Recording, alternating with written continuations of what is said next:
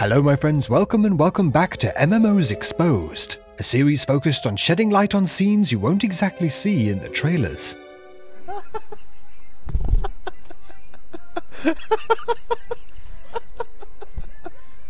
That's how you sleep. What's he doing? Targeting and seeking out the truth of historic preconceptions and new player concerns. Diving into and breaking open titles from the monolithic to the unsung heroes. And even showcasing them coming back from the dead. In this episode, we will be setting out on an adventure into an MMORPG, based around one of the most popular gaming franchises ever created, a title that, while delivering its players into its truly legendary lands, has also with it had its fair share of struggles and challenges in its life as an MMO. Has this massively multiplayer title done justice to the gaming juggernaut it's derived from all these years after release? Or has the shift destroyed all the magic that has made this franchise so adored? Well, today we find out, as I present to you, The Elder Scrolls Online.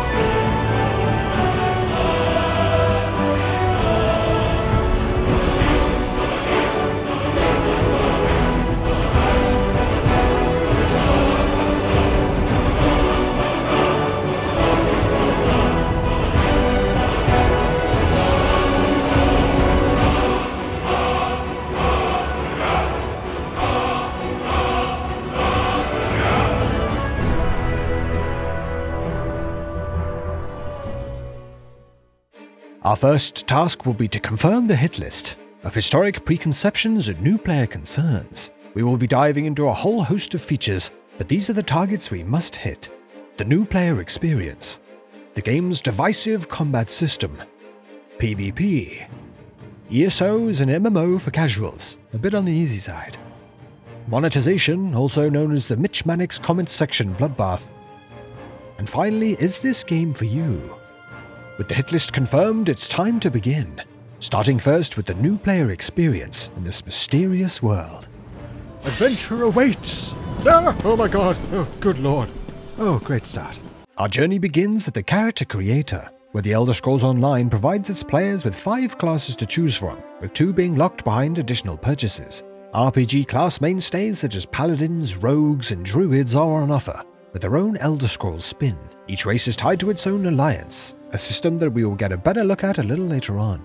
Character customization comes in a middling amount fairly typical to the single-player Elder Scrolls experiences, but still with enough to craft some interesting-looking characters, such as Power Slap Champion 5 Fingers Phil, along with a chap that gives me vibes of a certain popular Scottish streamer. But we need a hero for this journey, so must of course call upon the aid of Friar Snuck, a man of the cloth that, after mistaking a copy of his holy book with the Necronomicon, has become conflicted with his holy duties, and now seeks to become the greatest and roundest Master Thief as one of the game's Nightblade class.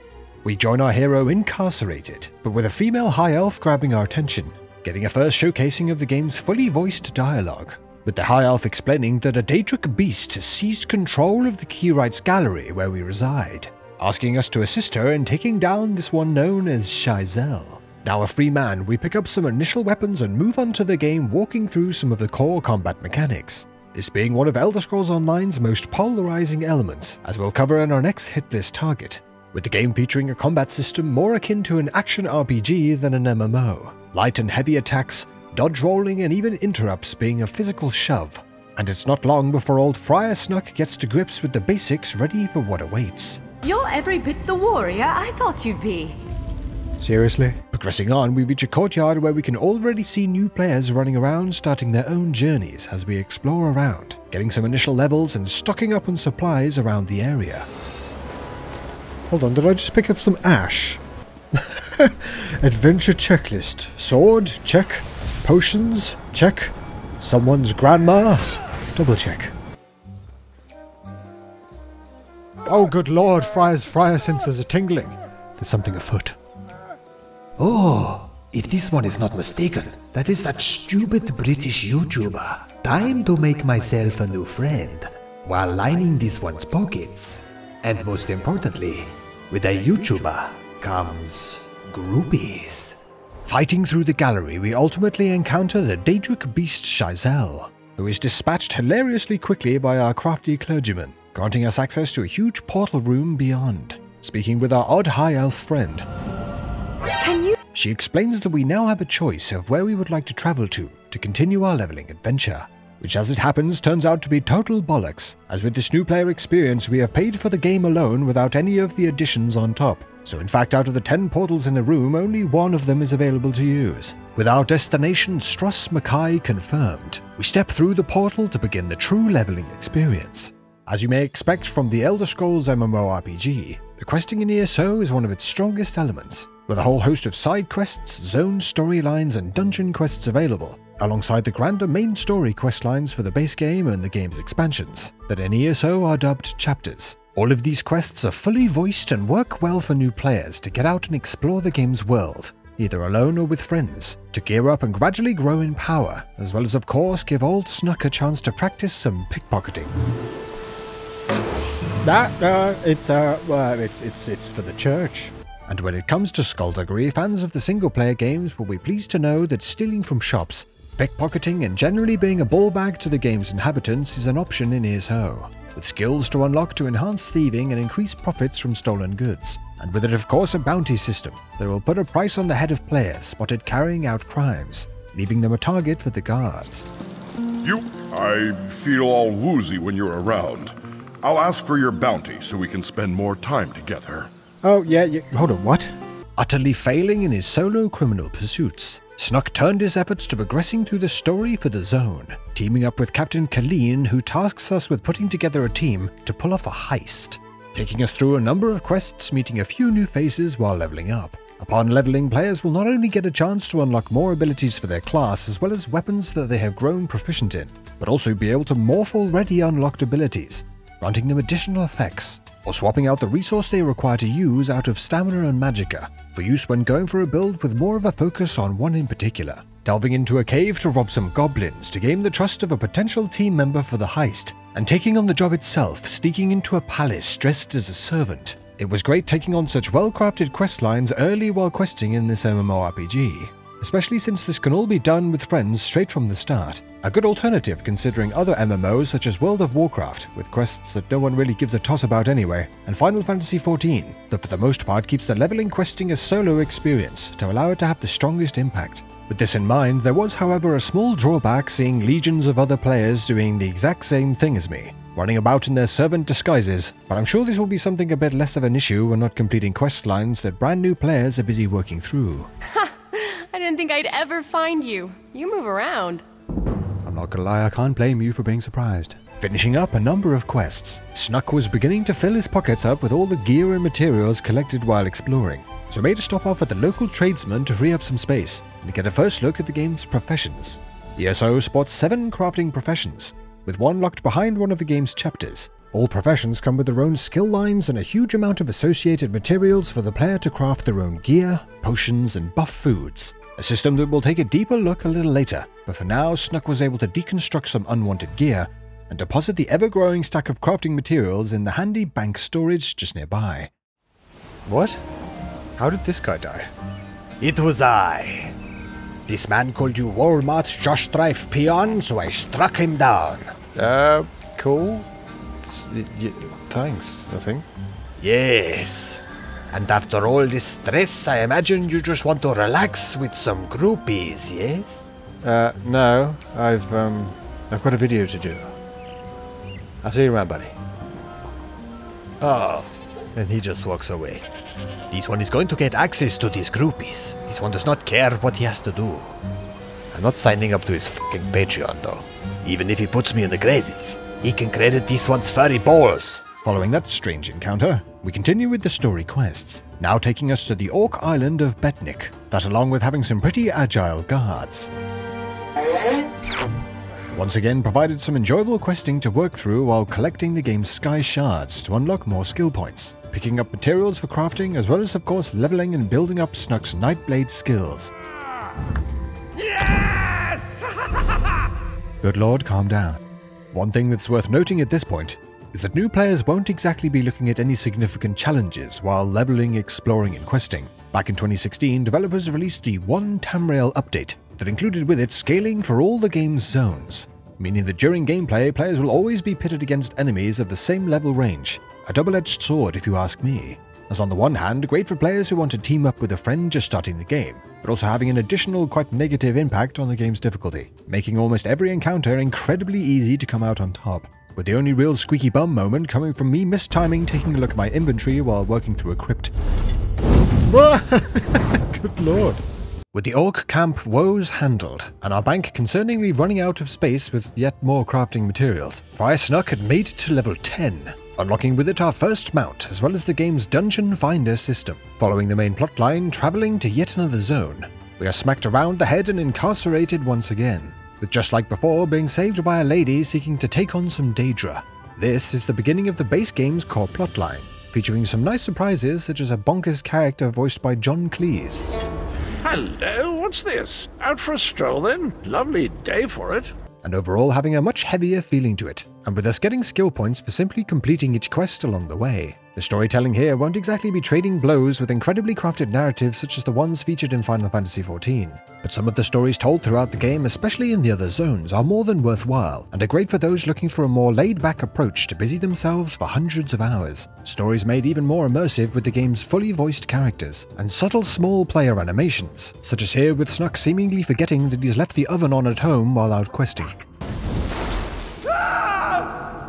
Since we have now reached level 10, of course up next is using the Dungeon Finder to group up with some other players to take on some of the early game instances, which for a new player, like with most combat encounters, and this early game offering is also incredibly easy. In fact, in my time jumping into a few, I found the progress moving so fast, it was impossible to keep up with the others while trying to listen to the dungeon quests. Of course, more of an issue for new players on their first time around, but another example of the mob scaling being great for grouping, but killing off any of the challenge. Early dungeons I can see being highly enjoyable if you can manage to get 3 other new players together, and with the high level players jumping in for the 300th time that just want to speed to the end as fast as humanly possible. Speaking of fast, when it comes to the game's mounts like the one we just received, each character has a riding skill split into 3 categories: speed, stamina, and carry capacity, that can be increased by 1 point each day from various NPCs that may or may not look like they have a serious speed issue themselves. As for where your player can acquire alternative mounts, well, we'll be diving into that in the monetization section.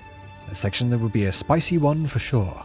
Now with a whole host of gear, levels, and so many crafting items, we even filled up the bank. What the hell was that? Huh. Weird. Overall, the new player experience does well at setting up new players, while introducing them to some of this MMORPG's strongest elements, in its zone exploration and the game's storylines. Fast travel, dungeons, and how to unlock and modify abilities are covered, with all being a strong start for those new to Tamriel. A strong start for the hit list, with the first of our targets confirmed. Next up is the game's combat system, with a deeper dive required here, so a migration over to my main account with over 1700 hours played is required, with, as you'll see by the UI, also having my main account's mods, with ESO having a huge range of mods available for all sorts of utility and stylistic changes. Here we can talk a little more about what most consider this game's most polarizing element. The game's combat will be a shift for anyone who has spent most of their time playing more traditional-leaning MMORPGs. Abilities are activated from the skill bar, but planting yourself in place to run through your set rotation is replaced with a far more agile-feeling combat experience. Dodge rolling out of danger, managing stamina and blocking enemy attacks are required. Tab targeting replaced with manually aiming at enemies, once again providing an experience much more akin to an action game than an MMORPG. This already, I'm sure, will divide some players, but the bulk of player criticisms for this system comes in when taking on some of the game's higher-level content. An experience where both animation cancelling and light attack weaving becomes almost a must, if seeking to reach for the highest potential damage numbers. A process that when executed makes your character look like they've been spending a little bit too much time with that horse trainer. Flailing around all over the place, light attack weaving and cancelling animations by switching to the back bar weapon, turning attacks into a maelstrom of movements, looking more ridiculous than epic.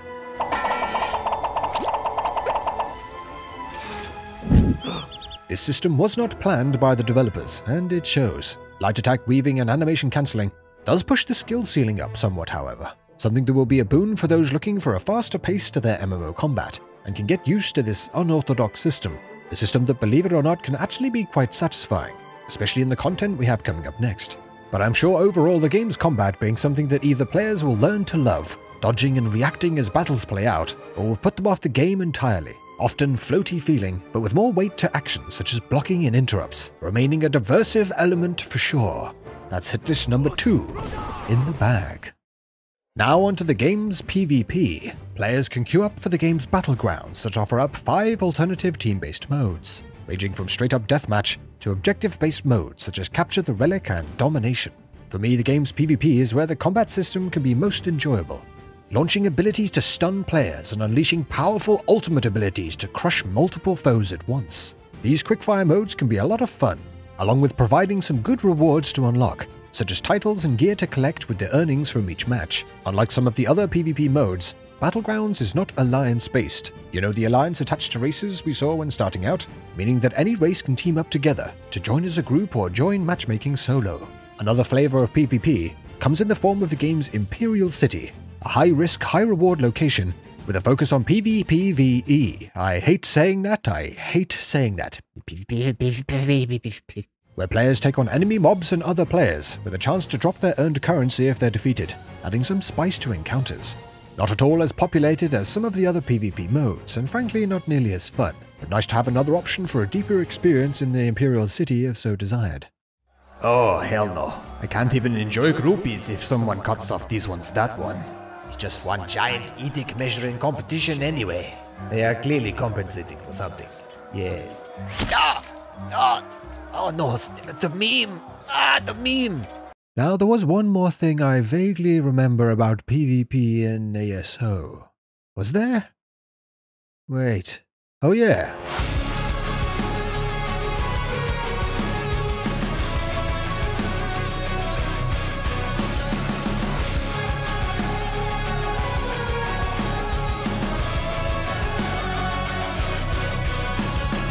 Battlegrounds are one thing, but this game also has a truly massive scale Alliance versus Alliance mode, taking place in the legendary land of Cyrodiil. In the Alliance War, huge groups of players team up to capture territory that scales from small-scale hamlets to full-blown fort sieges, with ballistas and trebuchets smashing down walls and doors. Alliances can capture these locations to crown one of their own Alliance players as Emperor, and even collect Elder Scrolls dotted around this truly massive map for even more advantages as the war rages on.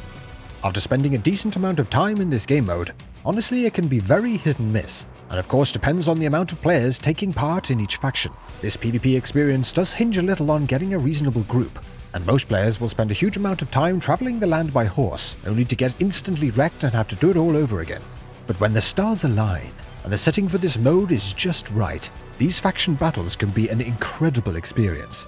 Legions of enemy players raining down fire with the defenders unleashing hot oil and firing ballistas back, while other players battle on foot pushing them back from a massive hole blown in the fort wall. A true battle of attrition, with massive casualties on either side, pushing for victory. The sounds of siege equipment and the game's soundtrack just adding to the incredibly epic feeling to it all. Oh, and the trebuchet sound is super satisfying. Oh, just listen to that. This is what Cyrodiil feels like when things line up in the right way for it, and for me is one of my favourite PvP zones in any MMORPG. This mode does suffer from performance issues that have been around for a long time, and the developers are attempting to improve things, with recent improvement to their server infrastructure, but reports of issues still remain for this mode in particular. But for what it's worth, in my time spent recently it does seem to run far better than it has in the past. So returning to the hit list, simply said, if you get on with ESO's combat and you're into PvP, you have a number of options available to get your fill with this MMO. From one-on-one duels to full-blown wars, the PvP in this game has a lot to offer indeed. So that's PvP on the hit list, confirmed. Next up, we have the historic preconception around the game being something more suited for a casual experience, and with that things all feeling pretty easy to take on and work through, never really challenging the player. Safe to say this assumption is both completely correct and utterly wrong at the same time. Let me explain. As we've mentioned already, the one Tamriel system added to the game has made the mobs in each of the game's zones laughably easy to even vaguely competent players of all levels. Each zone's world bosses do help to add some challenge and exploration, but for the most part without zones crafted specifically for more advanced players. This leads to all the game's storylines and smaller PvE offerings such as delves, which are mini dungeons open to all players in the zone, as well as the larger open world public dungeons, all feeling lacking any sense of danger at all.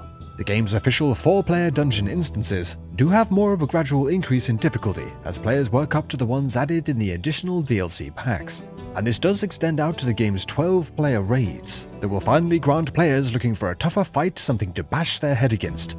Sometimes, literally. You made me do terrible. However, outside of the instanced group content, players will struggle to find enemies that take more than just spamming a few abilities to take down. And for me at least, I feel like the game could really do with some more open world content that packs a bit more of a punch. Where the game's enemies do pack more of a punch, to say the least, is in the alternative difficulty for instance content. Setting an arena, dungeon or raid to veteran mode will swing the dial so far in the other way in terms of challenge that it feels like you're playing an entirely different game, leaving players totally shell-shocked and in need of some strong team members to take these on. Well, that's an original name. Oh god. Solo and group arenas are available for some juicy rewards and achievements, such as clearing the Veteran Maelstrom Arena in a deathless run that will test the resolve of even the most min-maxed of characters, or taking on the insanely unforgiving task of acquiring achievements such as the Sunspire Dragon Break, that even grants a mount that for ESO is an extremely rare reward. And just quickly, if there are any guilds on EU out there willing to assist a certain silly British YouTuber with the remaining achievements needed to get this, then please don't hesitate to reach out and add me on @MitchManix. I am totally not joking, by the way, and yes, that's just as shameless as it sounds. Man's getting desperate over here. All in all, if you ask me, the general moment-to-moment gameplay in ESO lacks challenge with far too much of its content. Recently, developers have added systems such as the Infinite Archive, a wave-based mode with obtainable modifiers and buffs, which is a step in the right direction. But still, so much time will be spent just slamming down enemies that take little or no thought to defeat, with the normalization of mobs having a serious impact on any feeling of growing in power as you level. Challenging content is out there for those that seek it out. I just hope in the future that developers ZeniMax bring some of it into the game's open world, with for example adding a veteran mode difficulty option for open world activities such as delves in the public dungeons, with some added rewards to go along with the additional challenge, as I'm sure a lot of players assume the entire experience will be similar to its open worlds, and just don't make it far enough to enter into the bloodbath of the game's veteran content. And with that, hit list number 4 is both confirmed and utterly debunked. Oh god, this is going to get wild. Time to talk about ESO's monetization.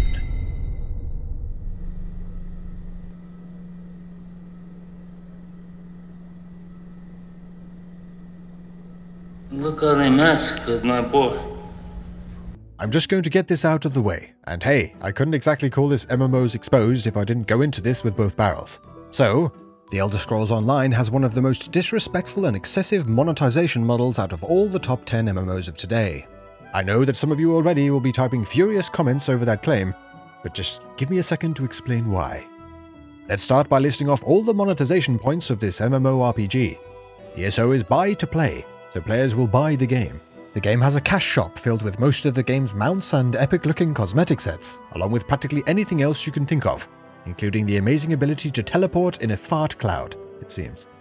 The game of course has loot boxes, that among other things contain most of the rest of the entire game's mounts, actually quite impressively being worse than just having them in the cash shop, as well as DLCs that unlock a number of the game's zones, and with it a lot of the game's core content such as solo arenas and a fair amount of the game's dungeons, that if a player desires to purchase them all would cost them over $300 of real money, as well as an optional subscription that has a pretty interesting use of the word optional. You see, the game's sub-ESO Plus increases XP gain, allows for holding more transmute crystals, a resource heavily used in the endgame for tweaking gear, gives players access to the DLCs without paying the insane amount of real cash required to actually play most of what's on offer, as well as granting the player access to the crafting bag, a bottomless bag that lets the player store all the mind-bending amount of crafting materials, taking away the requirement to have multiple characters acting as mules, constantly shifting things over just to be able to have a chance at storing the hundreds of materials used for the professions in this game, as we even saw in the early hours. A task they will have to carry out while utilizing half the bank space of paying members. Player bank space can be increased by using in-game gold, but once that's inevitably taken up by the hundreds of crafting materials, just creates a massive headache for those not willing to cough up for the optional subscription. I'm sure there will be some players that play ESO without the ESO Plus optional subscription, And to be honest, you deserve massive respect. Playing the game while having to avoid all the zones for the DLCs that you haven't acquired, dealing with the hamstrings to player housing capacity, progression, and even the game's professions. Oh, and this is all separate from the game's expansions, called chapters. Another purchase for the expansions that add 2 more zones. A raid, a sometimes worthwhile distraction, while actually costing more than, say for example, Final Fantasy XIV or Guild Wars 2's expansions, while providing players with about 20% of the content. And that's being very, very generous. Safely said, if a new MMORPG was released today, I don't know, Flailing Ballbag Online, and it wasn't tied to such a beloved RPG series, and it had all this monetization crammed into it, the response from the gaming community would be practically unanimously negative. ZeniMax has cut up this experience into as many tiny sellable portions as it can, with many additional transactions required for the full experience, like a vendor who seemingly keeps forgetting that he has more to sell you. And for the record, I genuinely have no idea what's going on here. This man is taking ants in the pants to an entirely new level. On the other side of things, ESO Plus does give players some crowns, so it is possible to buy all the DLCs with the provided in-game currency, if you saved it up for 2 years and spent $360 in subscription fees to do it. And that's just the DLCs, no expansions. I'm sure there will be some of you that will think, well, the developers have to keep the lights on. And of course they do, but how many f***ing lights do these people have? ESO has made over $2 billion since release. That's less than 10 years. So if it's a case of keeping the lights on, apparently we no longer need the sun, as we can just use the ZeniMax head office instead. Okay, I'm getting a little heated. Alright, I'll calm down. But I need to make this clear. I have more hours played in this game than nearly any other MMORPG. I have great memories playing ESO, and there are parts of the game that I absolutely love. If this game was terrible and didn't have anything to offer, I wouldn't care about all this insane monetization, as there would be no point, I just wouldn't play it. I just can't help but be sad that all of this has been slapped on such a legendary IP. For the most part, that I believe if that IP wasn't there, then players would have already had enough of it all, and the game would suffer enough for the developers to actually have to respect the players more. I feel like the creators of this game are literally cashing in on the dedication of fans to get away with such practices. And it pisses me off because so many other elements of this game are so enjoyable, and I feel its players deserve more when it comes to something so integral. ESO added a system to the game called Endeavors that allow players to complete capped daily and weekly challenges to earn another currency that could be used to buy some of the things usually found in the loot boxes, such as some of the coolest looking mounts. An endeavor that would actually take on average 7 months of logging in every day to complete these tasks to achieve. I guess it's nice to have another option, but with such a boring and intentionally drawn out process, wouldn't go very far to make me feel like I'd actually earned something, over just having the satisfaction to sidestep the game's terrible loot box system. And it feels like this system has been implemented so the developers can just say it's there, rather than being a genuine attempt to add a rewarding feeling in-game system to earn things. I want to clarify that I'm not saying anyone is stupid for playing this game, because if I did, I would have to include myself in that as well. And this game does have so many redeeming features. So I think it's about time to move on to something more positive at least. That's monetization, as depressing as it is, exposed. So to round us out, the question remains, is this Elder Scrolls MMORPG something that you will enjoy? If it's not clear enough already, if you don't gel with the game's action combat, then it will be a struggle. Although ESO does have a lot of strengths in non-combat activities, such as the game's incredible player housing system, that is a game in itself, with so many craftable and obtainable items to use to really get creative in this deep and intricate system, and is by far the best in any MMORPG. The game's profession system also has some great additionals such as writs, crafting quests tasking the player to create higher tiers of gear for rewards, that couples well with playing the markets using the game's clever guild merchant system, allowing player guilds to set up merchants around the land to sell their guild wares. Players that get on with the combat will have thousands of hours of fully voiced Elder Scrolls questing content to get stuck into, while exploring the dense and sometimes beautiful looking environments, taking on delves and world bosses either alone or with a friend, along with the open world events. Just make sure to use the first person mode in group content sparingly, as it can make things a little bit of a clusterfuck to say the least. I'm hitting it! I'm contributing! What's going on? Jesus Christ, what is that? One of ESO's strongest elements to me is being able to team up right from the start and do the vast majority of the game's content together and with friends. Players looking for more of a challenge to rise to, however, will have to take themselves over to the game's PvP, or slog through a hefty amount of very easy-feeling combat encounters before getting a chance to really get a good fix with the game's punishing veteran content. But once there, we'll have a juicy mountain to climb. In June, we will be seeing the release of the Gold Road chapter, and I'm choosing to release this video now as I feel all the points will remain relevant, and as ESO chapters have proven time and time again, most likely won't exactly be overflowing with content. with this new expansion once again being 2 zones, one on release and one later on, both with their own story quests, a raid, and this time a system to modify skills to further customize playstyles. However, it is a system, like with a lot of the new systems added in expansions, sounds more like something that once tweaked and optimized, won't exactly pull players away from just slipping back into the same gameplay grind they were up to before the expansion's release. The game's classes don't nearly have as much identity as many of ESO's competitors, and it'll be up to you if you get on with its more homogenized abilities and gear sets. And on the subject of gear in the endgame, players won't exactly have an ever-evolving progression to follow as the updates for the game roll out. Once high-level players obtain the perfected gear variants from the veteran raids, they won't have much housekeeping to do to stay on top of their game, as a lot of the game's meta sets remain strong for a very long time. For example, the Reliquant set has remained one of the best in slot sets for over 5 years since being added to the game in the Somerset expansion, so the game's more horizontal progression being something else to consider for new players. I've said already that I love this game. It's part of why it sometimes pisses me off so much.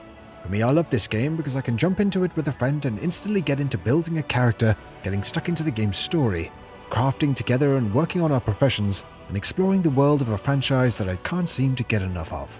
Taking down a dragon together with the whole zone, slamming my head against some of the rare but tough as nails challenges, or kick back and just take it all in while actually being able to use a game to unwind for once. The combat will make some put down the game. The monetization will justifiably do the same. But this game is and always will be special to me. I just hope that its creators see how dedicated and passionate its players are, and how much this IP means to them, and begin putting them first once in a while, over simply being laser focused on printing out another 2 billion to line their pockets. Dude, you really need to work on your groupie game. All this one has got from following you around is shot in the leg, and now I have a lot of hate mail about your comments about the clown store. This one is starting to think you may be Walmart Just Strife peon after all. Hey, do they do stuff like this? No, but if they did, I doubt it would be this cringy. Oh, for God's sake, the cheeky bastard. As nice of an ending shot this is starting to look like we are on a date. I'm going to go. Oh, hold on. To make up for it, how about soon I take you to a place where there are more catgirls than you could possibly imagine? Dude, don't bullshit this one. No, seriously. As far as the eye can see. Well, that sounds too good to be true. This is where you ask people to like and subscribe to your BoobTube channel so they don't miss it, right? No, not necessarily. Well, you kind of just did, didn't you? You cheeky bastard.